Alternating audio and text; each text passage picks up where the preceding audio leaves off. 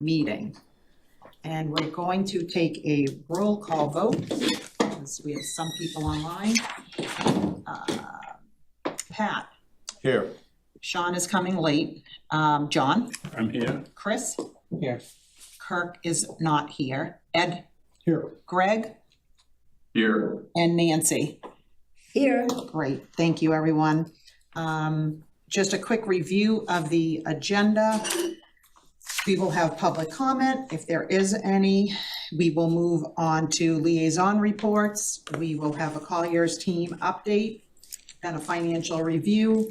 We're going to take out of order, we're gonna swap 6 and 7. So we'll do contract amendments first, and then we'll go to schedule reviews. Then we'll review MSBA, the budget agreement, and we'll get an update from LBA on design renderings. And along with meeting updates, we're gonna find out what they've been doing for the past couple months. And then approval of prior meeting minutes, future agenda items, next meeting dates, and then adjourn. So I will take a motion to take Article 6 to swap 6 and 7. So moved. Second. Second. Thank you. So Ed and Pat. So we'll take a vote on taking those out of order. Pat. Yes. John. Yes. Chris. Yes. Ed. Yes. Greg. Yes. Nancy. Yes. And Carla. Yes. Thank you, everyone. We will move on to public comment. Is there anyone online for public comment? No. Okay. We're all here. We'll move along to liaison reports. I will give one. Does anybody else have a liaison report? I would let you go first, Carla. So I will just quickly summarize.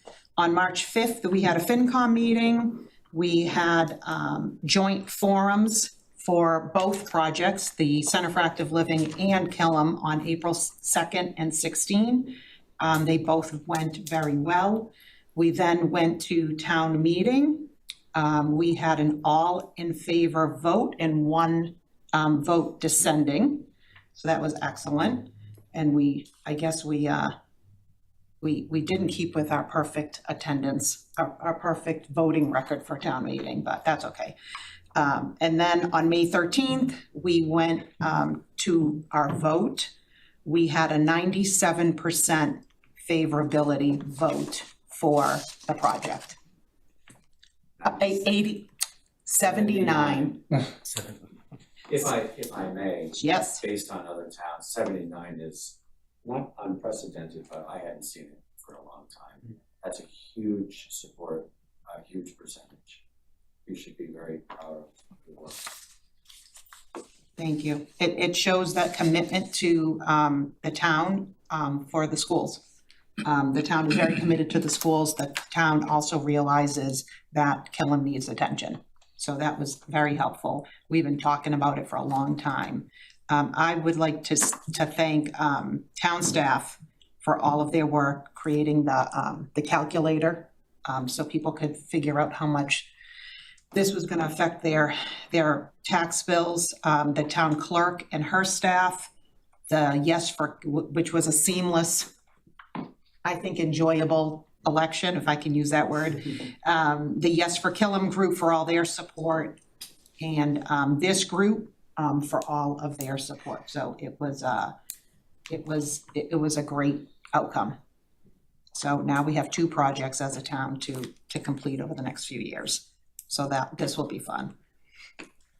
Did you want to say something, Chris? Yes, thanks, Carla. I know you thanked everybody else, but I think between you, Pat, obviously Lee, Jenny, Mike, and obviously town staff as well, but you definitely put a significant amount of work in to make this project happen. And it's 79%, like Lee mentioned, it's unprecedented, or it might be, the jury's still out, but I don't think it's really hammered home the amount of hours that, not just this committee, I came in halfway through, but that you personally have put into this. And every time I speak with you, it's always killing this. I got out of this meeting, I got out of this. I can't believe you don't have a koala tattoo at this point, so. You don't know The that. time is still, time, you still have time with that.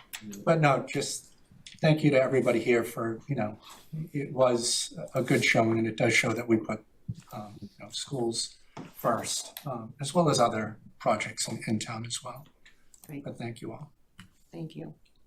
And I didn't mean to leave you guys out. None of you. I mentioned Mike. No, I'll echo that too. I thought specifically the town meeting presentation for you, Pat, Sean, Dr. Milichewski, Sharon, Matt, everyone, that we were so well prepared. Lee and Mike as well. Kind of everyone weighed in questions in the presentation. Again, I thought it was just. It was. I know there was a lot of stress going into it, but what was going to come up, but it was 160 to 1.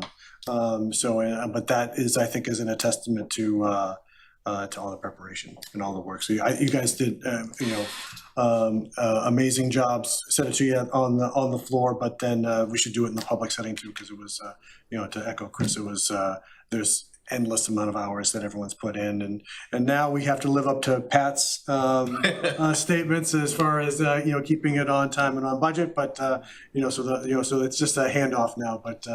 But there was, and again, I think a lot of that though, Pat, is I think that's those types of statements and commitments are part of the reason why there's so much confidence in and that kind of carried out in the vote. So thank you, but Chris stole my thunder. But yeah, it was a job well done. Thank you.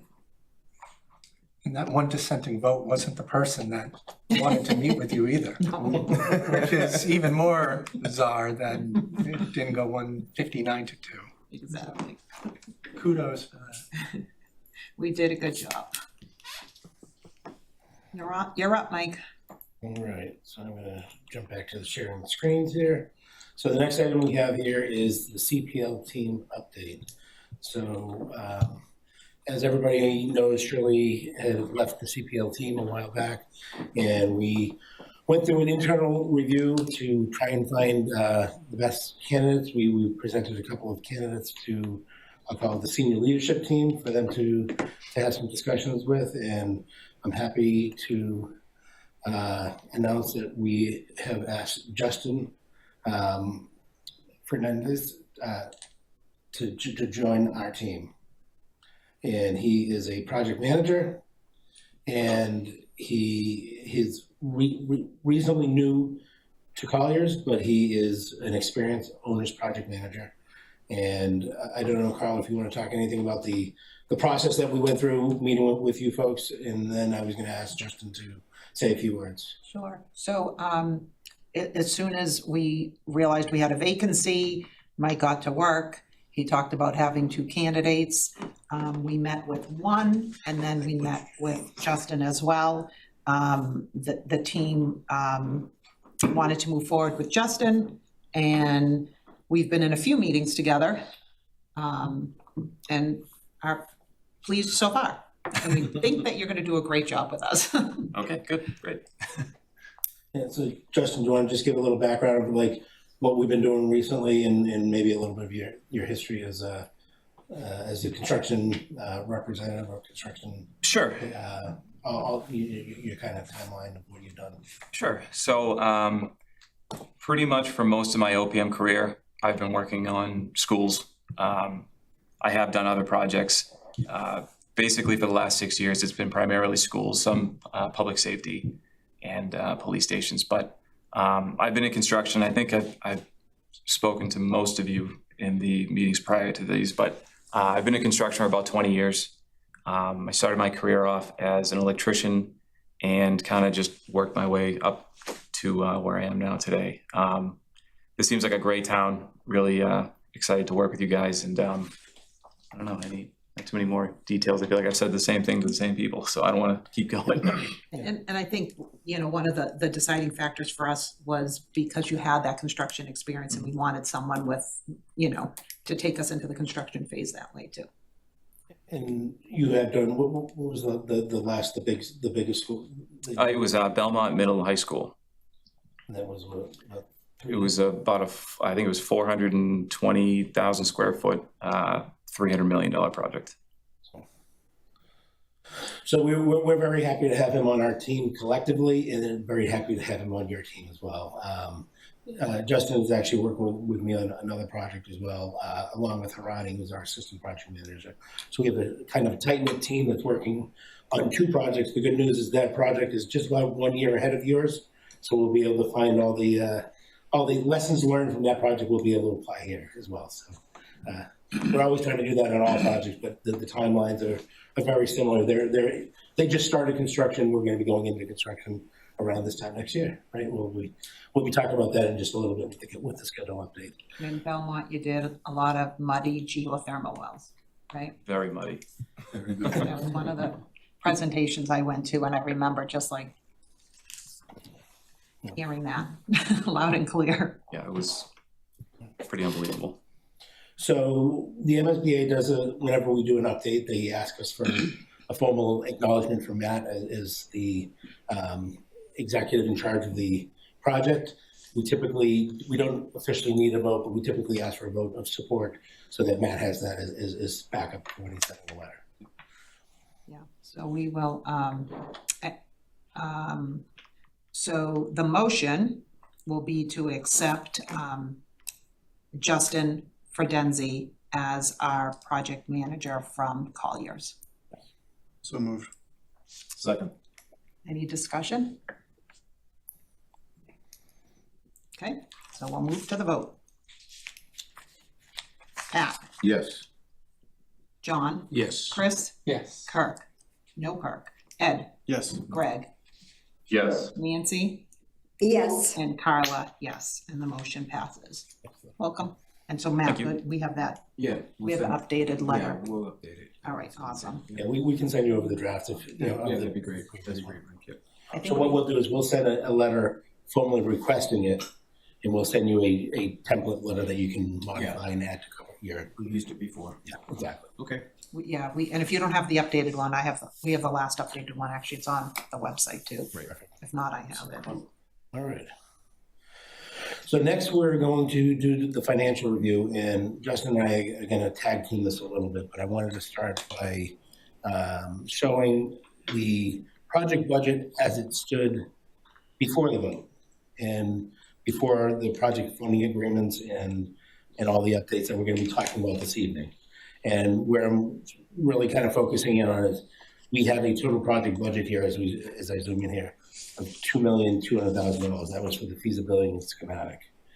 Now that we're moving into the full project, what we're proposing to do is take the same form that you have, expand it out and show all the detail. So now we have all of the items here. And then when I scan down, we have the $130,011,783. We are showing to the left of that, the 2.2. After this, unless you want me to show that, we typically hide it just to make, because this is a pretty busy document, we want to keep it as clean as we can. So we actually hide it, so we can always bring it back out if we ever need to, but we typically don't show that going forward, but we did want to show it this first time so everybody understands exactly where we were at with everything. So I don't know if there's any questions on that, but what we have done is we've taken the 2.2, we've gone to the $130 million. We've made a couple of budget adjustments so that everything aligns up with the previously approved amendments.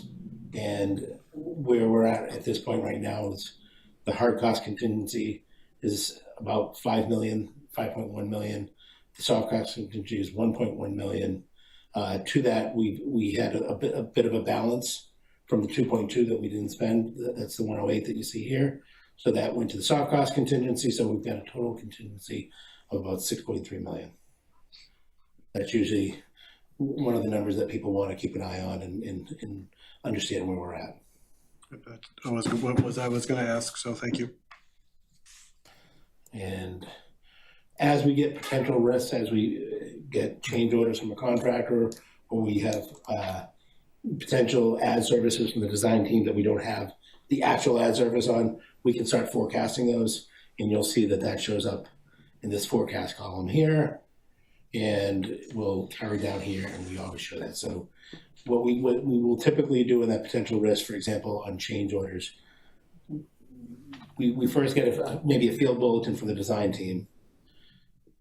We look at that internally and we make our best guess estimate at what we think the number is going to be. Then when the contractor comes in, we take their number and we plug that in. Now we might have that number and it might be $10 and we think it should be $5, so we're not presenting it tonight, and we're still going back and forth to discuss that $10. We're going to represent it as $10 here. You know, we always represent it conservatively being the higher number, if you will. So as you see those potential risks, just understand that if you see $100,000 there, it doesn't mean you're going to get a PCO for $100,000. It might be 100, it might end up coming at 90, or it might come in at 75 or something less. But we're projecting that conservative view, basically. If that makes sense for everybody. All right, so I know this is the first time everybody's seeing this, but it's basically the same format that you've seen before, just expanded out so that we have all the different line items in there. Again, we can expand it out a little bit more if needed, but this basically ties out to the propay codes, which is important for when we're submitting to the MSBA for reimbursement, things of that nature. Basically each one of these lines ties out to one code, with the exception of the construction. The construction actually has 27 different codes, and we're not going to show them all here, so we just summarize that as a construction line, basically. All right. With that, Justin, you want to walk us through the... You want to stand up? Yeah. You can... Okay, so project budget adjustments. The items in gray are items that we've already, or before my time, were approved and or voted on. So this line right here, this dark black line, is to show the end of feasibility and schematic design. Now we're moving on to DD and construction. So the first item here, well, these are adjustments to basically balance the account, balance the books. If we're moving from owner's soft cost contingency and into the appropriate buckets of money. How do you zoom in, control zoom? Yeah. There we go. Okay. So the first one for $50,000, that's to, what was that, Mike? I can't even read. So if we looked at the original feasibility budget for the architect, it was $800,000. When we signed the contract, it was $850,000. So we added $50,000. But then when we did the project budget, we knew it was $850,000, so we plugged it in. So we added 50, so now it added it twice, basically. So this is to take that back. So that's what those first three lines are, is really just kind of balancing the books and balancing the budgets down to the contingency. Mm-hmm. So the fourth item down here for $5,886, this is for the, I believe you guys had a geothermal consultant on board, but then they backed out. So a new one was hired. This is the balance for that package. The next, sorry. I think if you zoom out a little bit, you'll see the details on the right. There we go. There. So we have it broken down to Amendment 14, 15, and 16 for LBA's amendments. These are basically broken out into these different categories per the MSBA requirements. So these budget adjustments are going to basically, so that the line items, the individual line items, will line up with the proposed amendments that we're going to be talking about tonight. Yep. So it's kind of a little bit of the cart before the horse, but it's to balance the budget on those lines.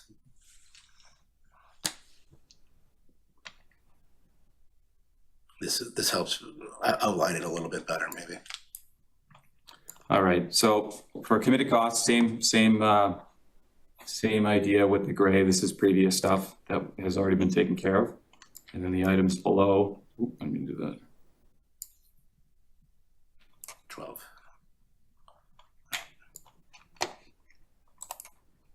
All right. So this is LBA's amendments, broken out, as I mentioned before, into the MSBA required categories, DD phase, CD phase, bidding, construction administration, and closeout. That's for LBA's Amendment 15. Then there's Amendment 16, hazmat, geotech, geoenvironmental, soil testing, building control, survey, and certified plot plan, and site acoustics and other miscellaneous reimbursables. And sorry, the geothermal test well service was the one before that, number 14. The last one here on the list is for our amendment. This is for DD phase, CD phase, bid, construction administration, and closeout with estimating included. Any questions so far? Go ahead, Chris. Just a quick one. So on this page, the December 12th, the LBA additional services for geothermal test well, that's previously what we ascribed to it. And you are only adding 5886 No, going forward? This one here? No, That would have scroll down. been 71,000-ish? So the first one he's talking about is the yellow highlight. Oh, okay. Yeah, that's correct. So we previously talked with Brightcore, and the price with Brightcore was the 66.9, I think, with the markup that LBA puts on there. When they backed out, LBA went back out to multiple vendors and got multiple bids. We only received one bid. Oh, you only see, all right. So went out to multiple vendors, received one bid back. That bid was a little bit higher than Brightcore, and there was a little bit of work that the civil had to do Yep, to supplement them a little. yep, so the driller Ogden Wells, when we went through their proposal, there was one item that they, which was filing the permit to discharge the stormwater. They said, we don't have the capacity to do this, we can't do it, it's excluded, so we said, well, we need to provide that service. We got our civil engineer to provide a proposal, so that, I think it's like about $3,000 for the civil service, and then the total difference between the Ogden Wells proposal and the civil engineer's work to file the permit is the $5,000. So is this 70 or so thousand total just for the single test well? For one test well. Okay, and it has not happened yet? It has not happened yet because we haven't signed the contract yet or anything like that. So we want to do that. The other part of that is if we locate it correctly, it can be used in the field in the future as well. And do you anticipate it happening? Because school is out shortly, so. That's the goal. That's why we're presenting tonight, is we'd like to try and get that done over the summertime when the kids are not around. Yeah. Okay, thanks. Good. Jenny, did you get any feedback as to why you only got one bid? I couldn't get hold of the other folks who We're gonna do votes on those. sent me a bid. I called them a few times. Any reason on the back out from Brightcore? Yeah, so their business model is that they offer like a turnkey service, and they're like, this is the way that our company is set up, and if there's no guarantee that we're gonna get the whole project, Gotcha. then we don't wanna do it. Yeah, didn't they want to do the design, the test well, and And The the ultimate field, yeah. Yeah, That's so like, well, we can't, that's not how it works. we had a discussion that if you want to do public projects in Massachusetts, you're gonna have to change your model because it doesn't actually work with public procurement. Like, Gotcha. we I think it can, yeah. may just be really difficult to get these very busy drillers to come in and do one well when they're doing huge Yeah. fields. of- Ogden is eager though, because the guy calls me every week. We hopefully can give him a call back tomorrow. Well, Ogden is local, right? But Brightcore is out of New York, I believe. Yes, Yeah. that's It's the right thing, it just took a little while to get there. And the big thing on this is to, for one of the reasons why we wanted to test well is, well, maybe two reasons. One is to actually understand what the geothermal conductivity is of the well. but the other is to understand how the water is going to be managed, right? That's really, the water management is maybe almost more important for me to understand, from a construction logistics standpoint. So to be even more specific or add to what you just said, to get a test of what kind of water, mud, whatever is gonna happen there will help us tremendously. But also, testing the capacity, usually we're conservative, at least our mechanical, we may lose a few wells. And if we lose a few wells, that's a lot of money, and it's good to know. So that's why the test well is so important for future costs. And coordinating with the town in terms of permits and water and that kind of stuff, is that being done or is being done or what? That will be done. That's part of this. Because if we find out there's a lot of water and we have to go through sewer or whatever it is, or God knows, it gets complicated, and then we have to go and figure out how to do it. Getting rid of water. Yes, that's a major item, I would think. Mike, just a quick question, just slightly off topic. When you went through and talked about all of the things that you're moving to the correct PFA, we don't have to vote on that piece of it, or is that, because I'd see the amendments, obviously, and then the invoices, but do we have to do anything around that piece? So it's a good question. So typically, I would say, we're gonna ask you in a minute to vote on the LBA amendment 14, 15, 16 in the Colliers number 3. Yep. And those budget adjustments are associated with these, so Gotcha, okay. kind of one vote, but as you were asking the questions, those first 3 items were just to balance the books from the old to the new. Right. So maybe we should do a vote on those first 3. And again, it's not really to account for anything, it's actually just dropping the money mostly back down into contingency is really what it's doing.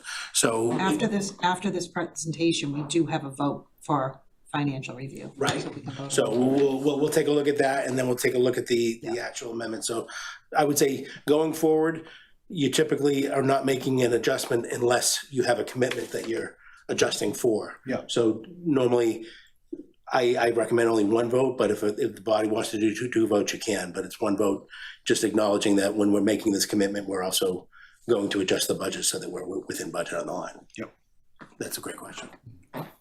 Mike, the subject of tariffs is going to raise its ugly head sooner or later. Mhm. Your company, you have this company-wide, it affects everyone. Yeah. Have you kind of developed in-house a strategy as to, how you're going to look at this kind of thing? I think we're still kind of feeling it It's out. very flux right now, but Right.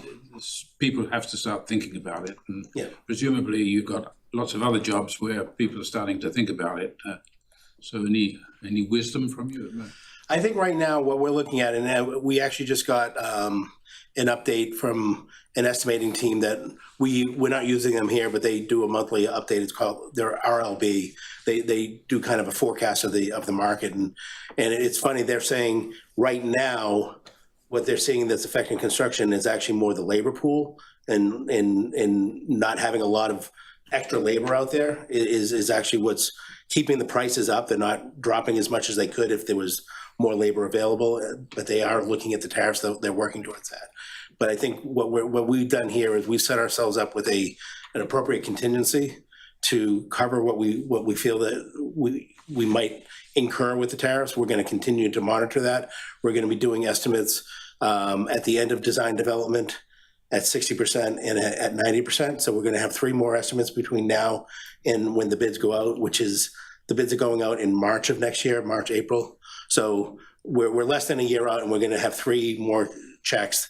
Those estimators are working regularly on projects that are bidding right now and bidding in 3 months and bidding in 6 months, and we're going to continue to monitor that. The other thing that we are looking at is if there's opportunities for or needs for early packages. So right now, what we're targeting is an early package for the switchgear and an early package for the generator, because what we're seeing in the market is generally those could be up to a year or longer. With getting those, so the sooner we can get those under contract and on board, you've locked that in. We're also looking at an early package for the earthwork. That doesn't really help us with the tariffs, but what we're gonna do is, as the design team gets all of their sub-consultants on board, we're gonna ask them to reach out to those sub-consultants, talk to them to see if there's anything else that they're hearing. I'll give you an example. When we decided to do the generator and the switchgear, I was doing the very similar thing on another project. And we actually asked the design team at that point for that project, should we consider buying air handlers or rooftop units, things of that nature? And they said those are long lead items, but the long lead time that they're looking at those is 16 to 20 weeks, not 40 to 60 weeks. So they felt that you didn't need to do those as an early package. And the early package, you are taking a little bit of a risk because you might design it with the inputs on the left side of the unit, and when everything gets all said and done and coordinated, it would have been better on the right side or things like that. So we're trying to give the design team the time to do that. So So far, on the mechanical, just what you said. Yeah. Agreed with that approach so far. We'll keep on asking because we're a representing full steam. yeah. I mean, the other big one we're hearing about is steel, obviously, and mostly most of the steel comes from Canada, I think, for jobs around here. So that's a big one. Yeah, I mean, this is steel country, northeast of the United States. It didn't used to be. It used to be a concrete country. Yeah. So maybe we're going to go back to the concrete country. My previous company, they actually did a project out in Orange, and Orange actually did a cast in place concrete slab and beams and columns and everything. Just maybe 2 years ago. It wasn't that long ago. That's the only way that I can remember in the last. We used to build schools with precast concrete planks, and which is a lot of concrete, less steel. Maybe maybe it's deja vu all over again. So well, that happened. Everybody did brick, and then metal panel came out, and metal panel was cheaper, and you started doing a lot more metal panel. Now the price of the metal panel's gone up, and the brick is actually coming back in. So, right. Yeah, you stick around long enough to see it all. So we definitely have our eyes on that. We're keeping a close watch on it. As anything comes up, we're certainly going to bring that to everybody here so that they know what's going on. Good. And I think we talked about this before, as a town, we need to decide if the shelter in place is gonna be in both buildings. Yeah. And not, Mm-hmm. Yeah, and all so that that, could so be. that's gonna affect what kind of generator we buy. So right now, we're not looking to be an emergency shelter. That's when you become an emergency shelter, that changes the code substantially. But Right. We have it already, that we have the shelter in place designed in as per the town and the fire chief's request. Right. And you're right that if you do not have to do that, we will be able to substantially, it'll save some money. Right. Yeah. It just wouldn't be necessary. We wouldn't need the shower, we would need a But smaller I know generator. it is a town-wide Yeah. system. Yeah. And so if somebody we're gonna be talking to those people, We're gonna meet with the fire chief and, the new fire chief. yes. Yes. So, and there's a new fire chief, so I don't know what the strategy is anymore. It was Mr. Barnes. Yeah. Chief Barnes. Chief Barnes, Yeah. yeah, so we'll see. Thank you. all right, so I was thinking we might do the vote here, but do we want to just go through the financials first and then come back and do the votes at the end? Sure. Keep going. Yeah, sure. All right, so expenditures, invoices, and requisitions. These are, so these are invoices from, I think, the past couple of months or since February. First one being for LDA services for $4,500. We don't have to vote on these, correct, Mike? These are just an acknowledgement. Yeah, so if everybody remembers, we had some workflows that we presented at the last couple of meetings, and one of those was that if invoices were presented with a recommendation from the OPM to pay, they were confirmed in that recommendation that it was within the current commitment, it was within the current budget, that those could just be processed off cycle, if you will, so that we're not waiting for a meeting, and we actually haven't had a meeting in a while. So I believe the first 3 items up on there were actually submitted back in March and are being paid as we speak. So I think what we've always recommended to clients in the past on this is that they vote acknowledgement only. you can't vote to accept it or to approve it, because then if you vote to approve it, in theory, you could not approve it. Yep. So we'll be looking for a vote just of acknowledgement of all of these invoices. And if you notice in like the 5th column there, we don't have the approved date there, because that's what we've done in the past. We've waited till we got a vote here. What I would say going forward is when we email these out, we're gonna put the email date in there with the caveat that if they go to Matt and you look at them and you have a problem with them, you don't pay them, right? So in that situation, we would expect an email coming back saying, hey, I got a question on this invoice or that invoice, and I want this to go to the committee first. Right. And then we would have the date off. Okay. But we also have a limit on the dollar amount. So the limit was on new commitments. That was one workflow. So like, if we have to do a new commitment, there's a limit of $50,000 as a cap.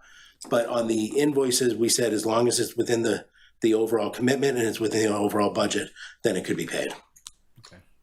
Carla, I think that there's been some internal discussions with Matt and Jane, and we may want to change that a bit. Since we're gonna be meeting, we'll probably be meeting on a regular basis, like on the first Wednesday or the first or second Monday of the month, to get back into a routine where everything comes through.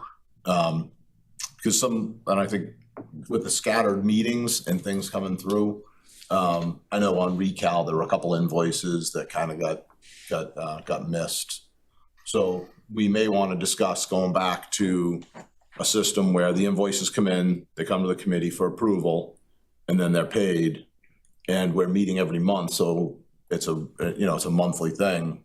It shouldn't require the sort of special circumstances that we're going through now. And I would say in general, during the design phase, there's no issues with that, because our invoices aren't as critical. When we get the contractor on board, sometimes that becomes a little bit harder, and you start scheduling meetings around those dates, and it makes it a little harder on everybody to meet. But absolutely, whatever the committee wants to do, we're here to support that. And I just had one other question. So at the bottom of that, it says total spent $1,817,000. Yes, Is that with shaded only? that's everything. So That- shaded and unshaded. That's shaded and unshaded. When we get to the cash flow in a minute, it's shaded only. And to be honest, what it is the cash flow, if we had plugged in the approved dates, that's when it shows up on the cash flow. It doesn't show up until it's approved.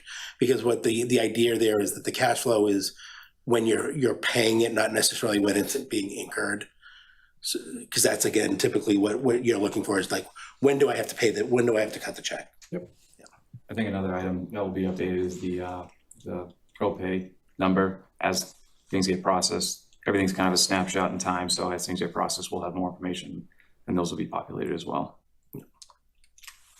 Okay. I guess. So on this here, you'll see there's a couple of different invoices for LBA for January. There's one for us for January and February. Then you have LBA for February, March, April.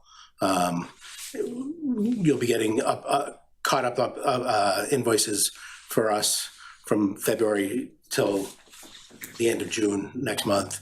In LBA, I think we've got a May invoice that's in process right now that we'll be getting in the next few days. Good. Okay. All right, so we'll hold that for the end, the vote. Okay. So you want to do cash flow? Yeah, I'll do the cash flow. So I kind of just alluded to this a minute ago. So the cash flow is showing $1.2 million total here. That's because that's what's been approved to date. So the 1.8, I think, is with everything else that isn't approved, but the 1.2 is where we're at. And if you look, that's actually showing back to March because we haven't had any invoices approved in April yet. So those next invoices will be approved for April, in May, in June, and we'll carry that down and we'll be working towards that. And we do have that graph. The other thing I wanted to note on the cash flow here is that we're now showing the full 130 million there. We're not showing the 2.2 any longer. So what we've done here, we have several columns that add up to the total. We have OPM, we have design and designer consultants, FF&E, and miscellaneous. So the miscellaneous might be moving costs, legal costs, things of that nature. Construction value, and then contingency. And again, taking the conservative approach here, we're showing that you're spending the full value through the life of the project. It doesn't mean you have to, but again, from a cash flow standpoint, that's what the people doing the bonds and the bands and doing the different securing the funds want to understand. So that's what we've done. This cash flow typically does not change until we get the contractor on board. And when we get the final construction value, if it's different, then we'll adjust it.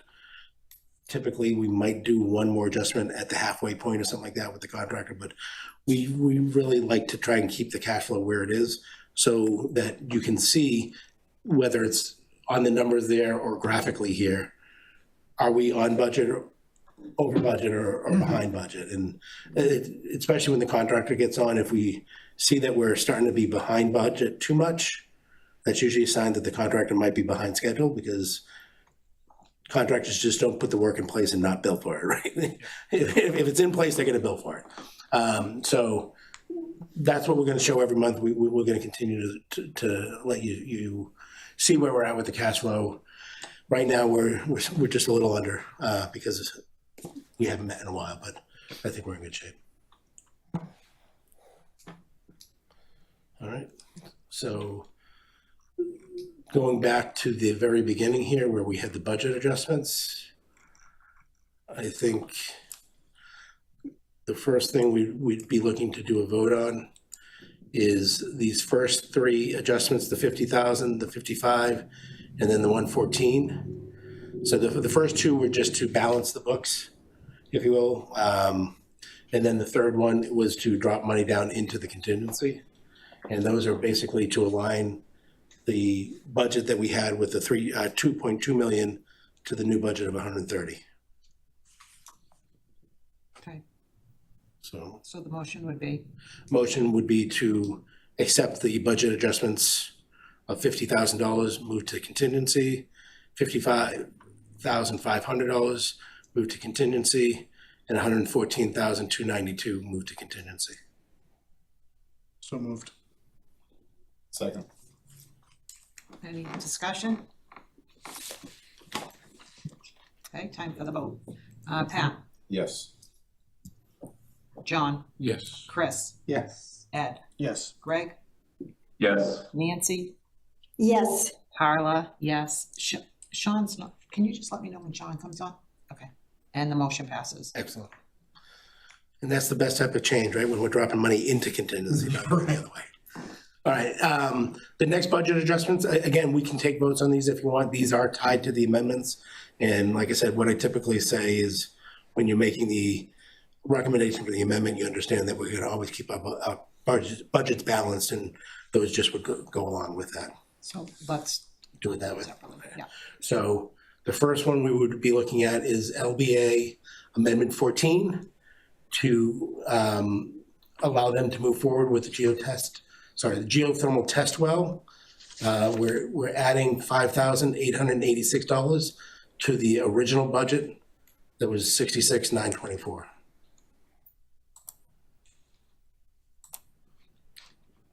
So moved. Second. Perfect. Sorry, just getting it up here. Okay, any discussion? And Mike, that was for Amendment 14, correct? That's Amendment 14 only, correct? Yep.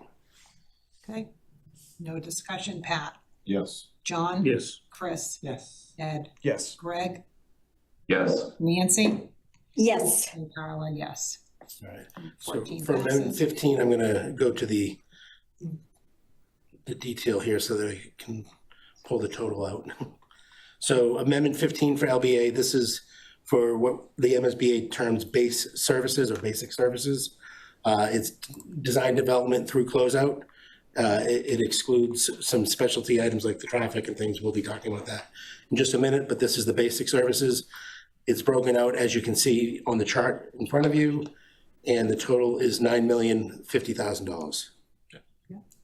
Okay, So the motion would be to approve LBA's Amendment 15 in the amount of $9,050,000. So moved. Second. right. Any discussion? Okay. Pat, Yes. John, Yes. Chris, Yes. Ed, Yes. Greg, Yes. Nancy, Yes. and Carla, yes. Excellent. Thank you. Looking back at the chart here, the next item we have here is LBA Amendment number 16. And as Justin mentioned, this is for additional services over the basic. I don't want anybody to misunderstand this. These are all services that are expected. It's just the way the MSBA breaks it down. So when it's additional services, it's not like people say, well, why didn't you think you were gonna have geotechnical or geoenvironmental? Or we knew we were gonna have those, we budgeted for those. So right now, Jenny, this is about half of the services or 2/3 of the services that we think we're gonna need. In terms of dollar value, it's more than half. Okay.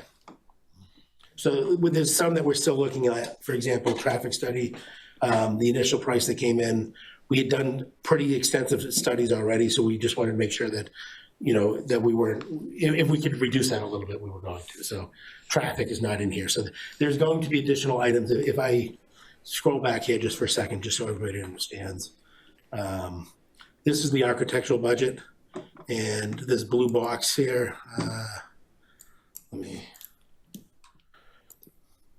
those are the basic services, and then everything below that is the additional over the basic. So you can see we have budget line items for all of those items so that we can actually join the construction administration In basic.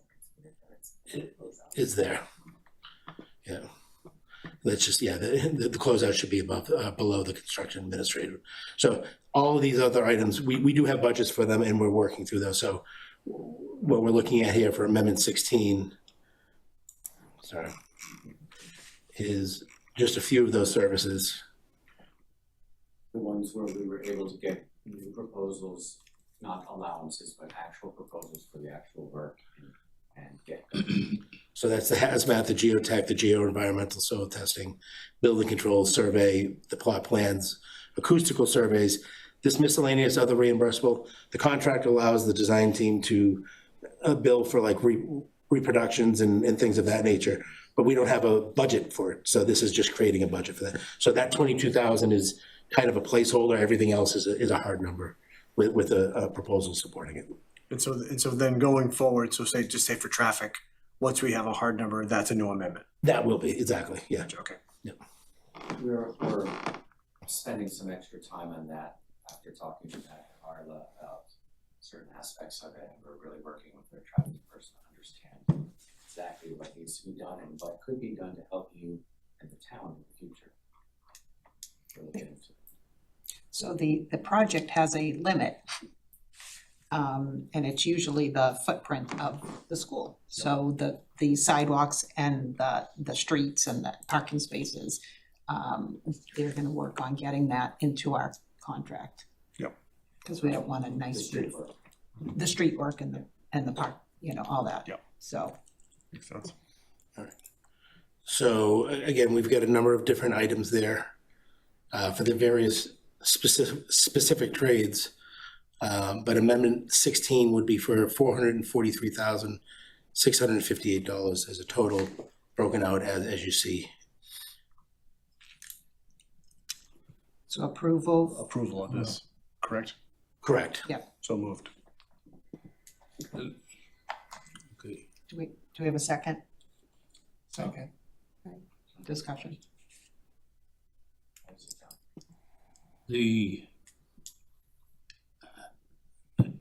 I'm looking at due diligence on behalf of the taxpayers. Yeah. When the architect submits a proposal for a fee or something like that, you look at it critically, presumably, and determine that it is consistent with industry standards and all that kind of stuff. We do. We also look for it from a scoping standpoint to make sure that we have a full scope. We don't necessarily have a breakdown of rates and hours on every one of these. But for example, the reason why traffic isn't before you is because it was submitted to us. We asked some questions. Jenny and Lee agreed with the questions and pushed back a little bit with the consultant. So that due diligence is happening on all of these. Yes, that's what I'm getting at. Absolutely. We acknowledge that you are our representative. Yes. And are doing that due diligence on behalf of the town. Absolutely. And in these proposals, there's a 10% markup for LDA, and that's in there, that's defined in the contract, right? That is correct. Yeah. Standard MSBA contract, which no one changes. Now, do you look at the individual, do you look at the proposals or the anticipated costs of sub-consultants that the architect has?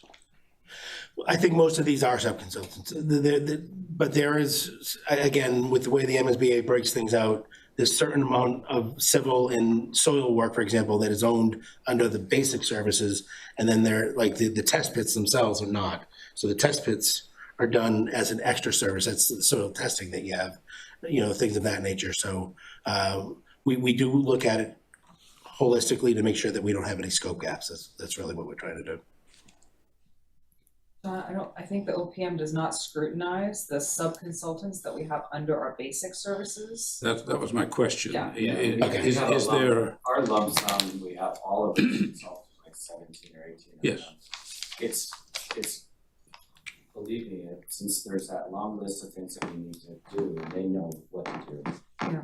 It's contingent upon us to negotiate with every single one of them, because we only have a finite amount of time that we need to have last. And our, So we have all kinds of internal kind of like balances our and stuff scope is clearly defined in the contract, in every one of our contracts with them. but also in our contract with the town. It's Yes. exactly what we have to do. Now, is the team intact, or have you made any changes to the team? Yes, we made one change on our team, and we should say that in writing. We decided to switch the structural engineer, which I think I've already spoken to Pat, and I actually maybe mentioned to you, to Lim Consultants. And prior it was someone else, and there were some concerns, not from us, but from a member of the community, and we looked into it and decided to switch in DD for all the construction documents. And we're happy that we did. I can share that with you we could just write a note or something like that. Fair enough? Yes. I'm saying it as carefully as I can. Are they proposing any change to the structural system that? Oh, no. They're just continuing on with their own learning experience, which we believe will be beneficial. So we don't need a new design narrative from the structure? Oh, no. It was very straightforward before, and now that we just wanted someone, when we got into the construction document phases, we had a better understanding. Well, they're all the Measure alumni anyway, both teams, the original and the new one. And Sue Burkhardt, I know well. They only do concrete, reinforced concrete. No, they don't. We did also add a couple of consultants to the team, which I believe were in our original qualifications and proposal when we initially interviewed for the project, but they didn't have any scope in the first part, so we added them into our team. Those are our acoustical consultant, Centec, and our furniture consultant, Mohar. Just in general, just know that we've been really consistent, and we keep our team together, and we said we would. And Carla had a lot of questions about who's going to staff our project going forward, from even the interview, who's going to do CA. And I think we answered those. We have a very consistent team that goes through the job, so that everybody knows the project really well. That's how I put it.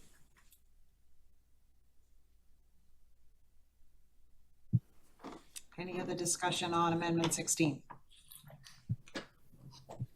Okay, seeing none, we'll go to the vote. Because we already did the, okay. Pat, Yes. John? Yes. Chris? Yes. Ed? Yes. Greg? Yes. Nancy? Yes. And Carla, yes. So Amendment 16 passes. Excellent, thank you. Welcome. The next amendment we have is Amendment 3 for Collier's project leaders. And this is our amendment to allow us to continue from DD through closeout and also includes estimating services as well. Again, we're going to be doing 3 additional estimates at DD, 60% and 90% CDs. And I'm going to jump to the cover on that as well. So our amendment 3 would be for a total of $4,345,569 as broken out down below.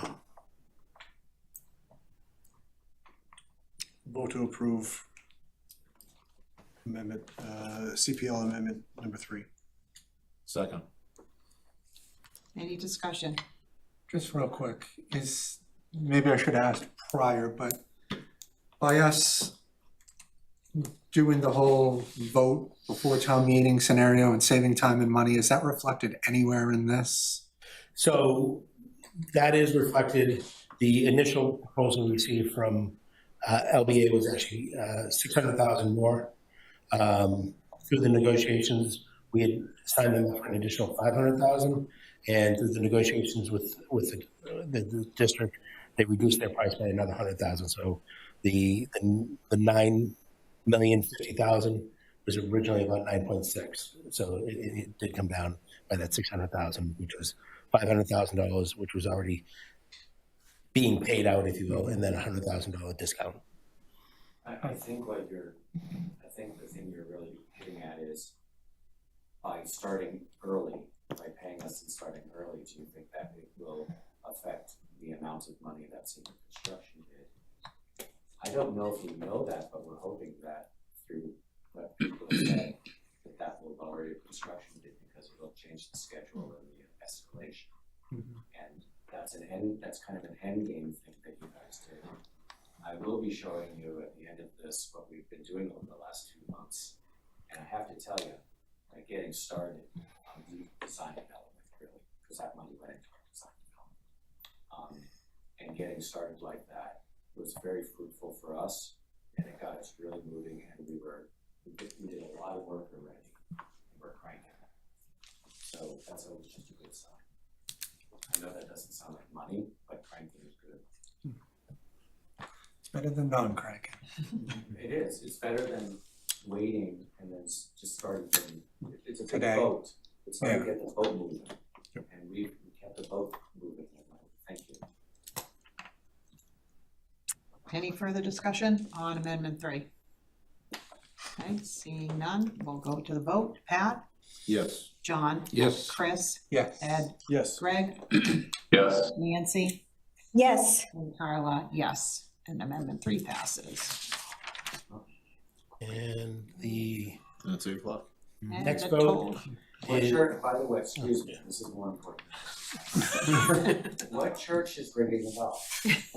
Which church is it? It's Old South. South, what denomination? Just curious. Protestant. Protestants. Jenny, he said it was I don't know. more than I don't know. Sure, that's So- right. Oh, wait, no, it's really important. All right, so the next grouping here we have is the invoices that have been presented and forwarded. So So this is, so I think I can take these, and it's just a vote of acknowledgement, correct? just a vote of acknowledgement of all of them, yeah. Okay, all right, so you want me to take these in, I'll just take these in order, Carla? Sure. Vote to acknowledge invoice, LBA invoice number 21534 in the amount of 52,000, I wrote this down, $444.80. Both of those. Yeah, that's correct. Are these separate or? I think we're doing one at a time, right? I think you can do the whole list. Oh, okay, Yeah. oh, perfect, all right, yeah, and okay, so that's the first one. And then second invoice, Collier's invoice number 103, 1858 in the amount of 56,699.75. The date of March 6th, 2025. And then LBA invoice number 21562 from March 10th, 25 in the amount of 26,875.80. LBA invoice number 21784 from May 26, 2025 in the amount of $268,040. And LBA invoice number 21866 from 5/28/25 in the amount of $175,000. Second. Seconded by Pat. Thank you, Ed. Any discussion? Going to the vote. Pat, Yes. John, Yes. Chris, Yes. Ed, Yes. Greg, Yes. Nancy, Yes. and Carla. And that motion passes. Excellent, thank you.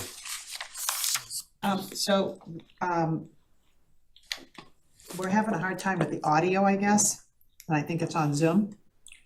It could be, I mean, you really have to speak. They said especially at the podium. Yeah, you really have to speak into that microphone. Is it on? Is that on green? It's on. Okay, yeah, you really have to speak right into it for the Zoom to pick it And up. it might be Jenny and It might be you guys. Oh, yeah, it's probably Jenny and Lee. Yeah, you because they're can- not at a mic.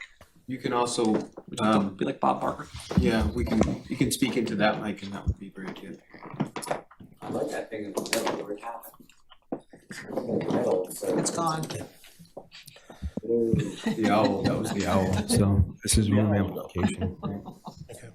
It's also up there now. Yeah, right. But to pick up that, Yeah. really. So when Lee and Jenny do their update later, they will be up at the podium as well, so we'll make sure that. I was gonna say, I'm hardly ever told that I'm too quiet. So. All right, so I believe that is it for our financials. We did take the amendments out of order, kind of, because it was kind of part of that financials, and we appreciate that. And Right, we took 7 and 6 out of order, so now we're actually going to 6. Correct. For the schedule review. that's right, so I don't have the schedule opened up, give me 1 second.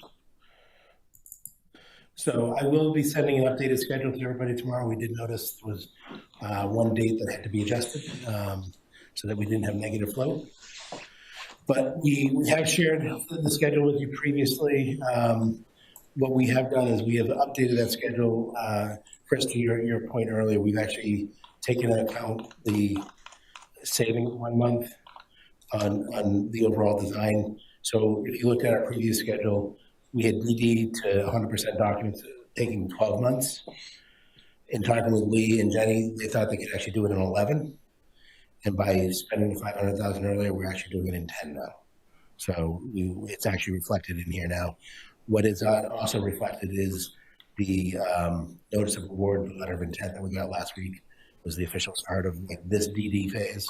If you know, and we're moving forward with that. So I didn't want to go through line by line, but I was going to go through some of the highlights here. Please, if you have any questions or want to look at anything, we can. Some of the adjustments we've made is we had to look at some of the estimate times and adjust them a little bit. Some of the timing occurred around Christmas time and things like that, so we had to give a little bit more time there because of the holidays and people shutting down. We have the design development shown. We have the 60% construction document shown. We show all of the MSBA milestones. Excuse me. All the milestones where we have to submit to the MSBA. We give the MSBA time to respond back to us. Just so everybody knows, the MSBA doesn't actually give us a specific number of days for their response back to us, but they always give a response time for us to get back to them. So we put in what we think is industry standards. We've reviewed that with LBA, and we think we're in a reasonable time period with that. As we go through the design, I did highlight 2 items here that I just wanted to bring to everybody's attention. I alluded earlier to early package number 1. I'm going to zoom in here just so that people can see it a little bit easier. So early package number 1 here is in the green. We entitled it switchgear, but it's actually switchgear and generator. You can see right below that. So we're looking to put that bid package out at a high level, put that package out in November of this year so that we can get it going, and then we can actually execute the contract basically at the beginning of the year. And what that will allow us is that's getting that contract underway 5 or 6 months before the contractor gets on board. As we understand, the contractor gets on board, we've got to sign a contract with them, they've got to sign a contract with the electrical sub. Then we have to go through the submittal process and everything like that. So we're saving about 5 or 6 months there. So big picture, this is allowing us to reduce our overall building construction period. I think if you didn't have lead time issues, we could probably build this building in 15 to 16 months without the geothermal. With the geothermal, maybe 17 or 18, and that's about where we're at. If we didn't do the early packages, it takes about a year to get the switchgear after you've released it, and you're probably not releasing it for a month or two. So you're talking 14, 15 months before you can even potentially get it on site. And that usually, like, we couldn't finish the project in 16 months or 17 months if you're not getting the switchgear for 14. Where does the switchgear come from typically? It's typically manufactured in the U.S. or let me say built in the but there's parts and pieces and breakers and different things that come from various locations. But we are seeing some people asking, or some switchgear manufacturers offering acceleration if you pay them extra. Oh, if you want to pay me an extra $200,000, I can get it to you 6 months earlier. But we're going to get that benefit without having to pay the premium. And we're not seeing any other equipment. Right now, those are the big ones. We've looked in the past. We've had roofing was an issue at one point, and then the roofing kind of got it there, and then the roofing insulation was the issue. And we've seen it with drywall. We've seen it with lots of like light fixtures and things of that nature. I think light fixtures. We're going to put it on the design team and their consultants to not specify very unique fixtures, if you will, like that there's only one manufacturer. That will give us a little bit more flexibility on that. But ultimately, we're still doing 18 months. So like, even if something does take 4 months or 6 months or something like that, we think we can manage it. But again, that's something that we're monitoring daily on all of our projects. LBA and their team are doing that as well. And we've already started asking those questions. Is there anything else that we should be putting on this list? Okay. So, right. The other early package I wanted to highlight here is early package 2. I talked a little bit with Pat on this, and we looked at it with the design team. We want to continue to evaluate this. I think when we had previously discussed this with the committee, we talked about doing the geothermal wells as an early package, but as we actually looked at the technical results from the test pits and the borings, one of the things that became pretty evident is that we have some unsuitable soils. When I say unsuitable, it's unsuitable for buildings to be built on. Not that they're contaminated or anything like that. It's there's clay, or there's organics in the soils that are 3, 4, 5 feet below that field. So what we looked at is that this early package, rather than focusing on the wells, we're focusing on an over excavation package. So when we're doing it, we're digging it down about 1.5 to 2 feet below foundations, and that's because that's where the soils go to. And then we would have that early package contractor bring the grade back up to basically foundation level, like the bottom of footing level. And the idea there is that, again, we're looking to get this ready to go in October, November time period, so that we can get that contractor on before Christmas, and that they could work from that point until the general contractor comes on in May. That gives them 5-6 months to excavate this out, get the pad ready, so that when the general contractor does come in, that they basically got a pad ready area. They can drop forms as soon as they get submittals approved and get going. They have the ability to start with geothermal wells first, start with foundations first, do both of them. It gives them a little bit more flexibility. And what that does is that few extra months, it doesn't save us 5 months on the construction, but it does save us 2 or 3 months, because they would have been overlapping that with other things. But again, it just, we thought it was a way to get us in there. One of the things that we're trying to do, big picture here, is maybe I'll scroll down. I can always come back to this part here in a second. Big picture, looking at the construction, we're looking to do pre-quals over the winter.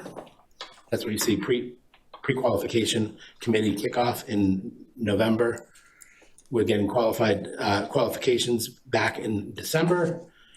We're getting the pre-qualifications done for March, and advertisement for bid goes out at the beginning of April, where we publish the bid documents online. We have the filed sub bids, we have the GC bids, And we're basically looking for general contractor bids due just under a year from now, in the end of May. We're looking to do a very quick vote and award that contract basically a year from today. Starting phase one, literally a year from today. Starting that in June is what we were pushing for. We didn't want to start in March. I mean, we would ideally like to start in March. We didn't want to start in August. So we've been able to pull that back as tight as we can, and that's where we're at right now is with June.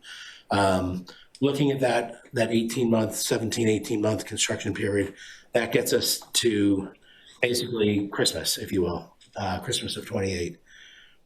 At one point, it was just before Christmas, but we weren't planning on moving in on Christmas because we don't want to rush that. We don't want to have, like, if you build your schedule so tight that there's no flexibility, if you have an unforeseen, if you have an issue out there, you're immediately paying for premium time for overtime or weekends or something like that. So what we've done is we've actually built in, we have a 38-day period from when the construction finishes to when we're actually looking to start to occupy. So we're looking to target the February vacation of 28 to occupy the building. So that 38 days is 38 calendar days. That's really almost 2 full months of getting in there.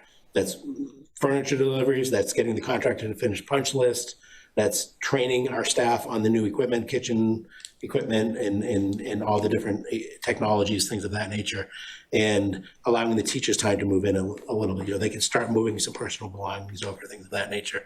Why did we want to do a move in February? Because if we move in February, we can then start demoing the old building in March.